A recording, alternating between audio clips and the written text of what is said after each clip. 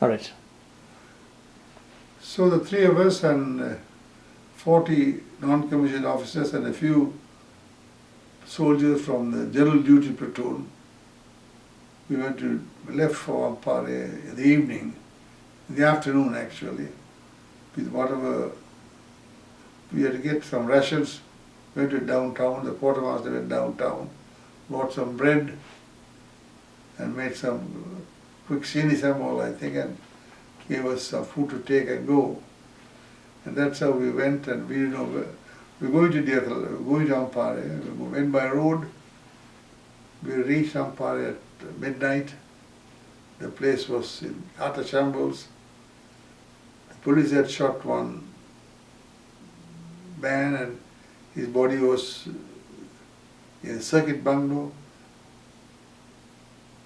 And it was night, but it was still not quite safe, but we managed the night over. And following morning, we put things, whatever we could do, put some soldiers out to guard the circuit bungalow. That was headquarters. And then subsequently reinforcements arrived, and 3 days later Major Udugama came, and then he established headquarters at Batiko, and then they are the big, later it was a big organization function in Batiko Ampare area. That was the first major operation I think the army ever undertook.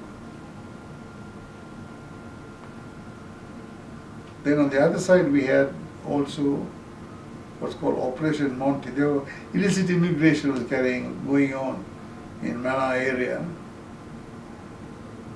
and we had to combat immigration. And again, it fell on me. I happened to be the most senior infantry officer at that time. So infantry was supposed to do everything. At that time, they thought infantry was best equipped. And these were infantry roles in a way. So I was the first advance party to go to Mana. There was no Mana at all. So we were marched from Echelon Square. I was number 5 platoon of B company. My company commander was Major Jaiveera, and I was the platoon commander going to Mana. So we marched from Echelon Square to the Fort Railway Station with the band playing as if we were going to war. And the band master was Mr. Perry, and we were number 6 platform, halted there. Then the army commander, the Earl of Caithness, inspected us before getting into the train, and then we all got into the train and went to Mana. So myself had 30 men, and my sergeant, I had a very efficient sergeant. I was quite new, but sergeant was a wartime guy, and he was very, very efficient. He would do it. Sergeant K.R.H. Pereira, he was an able man, and he did most of the work there. So we went by train, we reached Pesale. We stopped the train at Pesale. We de-bussed or de-trained at Pesale station. We had one wagon with all our things that was all detached, and we were left alone to ourselves, Pesale station. Then Sergeant Pereira walked down across the rail track and saw an area, it was a coconut estate. So he went and met the owner and asked him whether we could stay there for a few days. Of course, the owner of the estate would say no. He said yes. So we went there and we pitched camp there, and that became eventually the Thodavalli camp. And that's how Mana started. Then later on, about 6 months later, the whole battalion came, and we were spread out in Mana. So 3 things. One, as far as I'm concerned, One was the training, my work as a training officer in Yathlao, then going to Ampari, and then the Hartal in Colombo, and I was going to Mana as Operation Monty, it was called.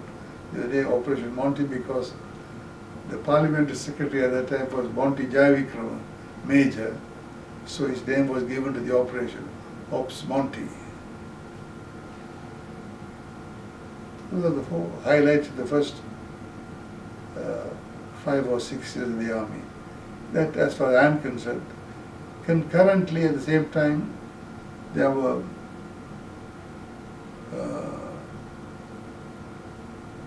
few years, 2 or 3 years later,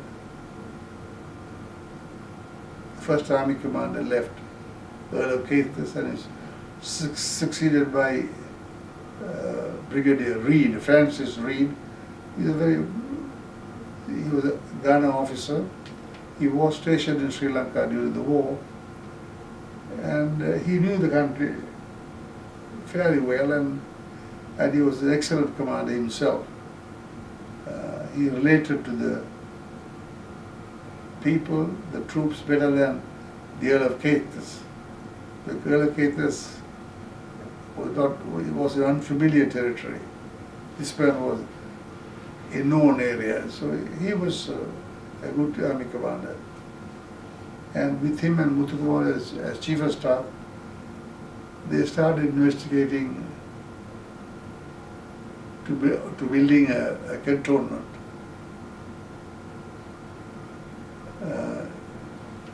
In the meantime, the army was being formed. In the first 3 or 4 years, the infantry battalion was complete with 4 companies. The artillery had 2 squadrons full. Engineers had their squadron built up. Signals had their squadron built up. And they were, after the first 3 or 4 years, they were trying to build the second squadron up. So concurrently, the army was being built, slowly being built. Then the idea that they had to find a cantonment to locate all these troops when the army gets bigger. So Muthukumaru, Brigadier Reed, and there was an architect called Wynne Jones. Now Wynne Jones was the architect for the Peradeniya University as well. So he just started building Peradeniya University. I think they started in 52 or 53. So he was in Sri Lanka, he's a British architect, and he also took over the building of the army cantonment. They visited a lot of sites.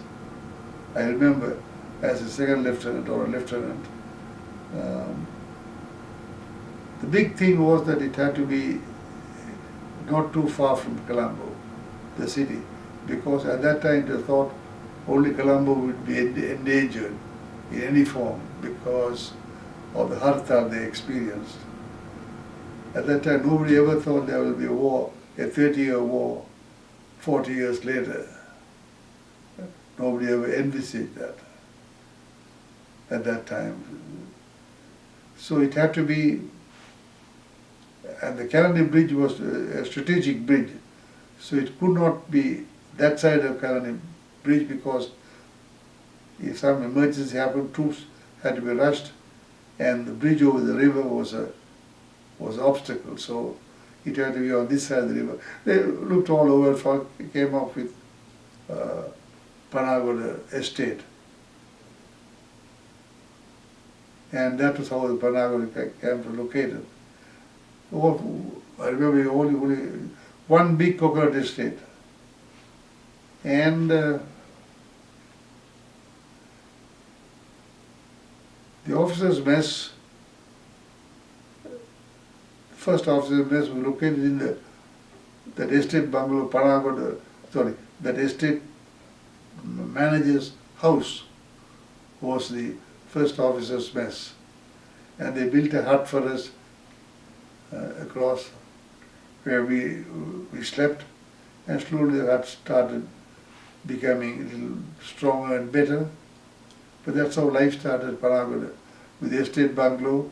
All regimental officers were there. Were each had a squadron there, but they had not come.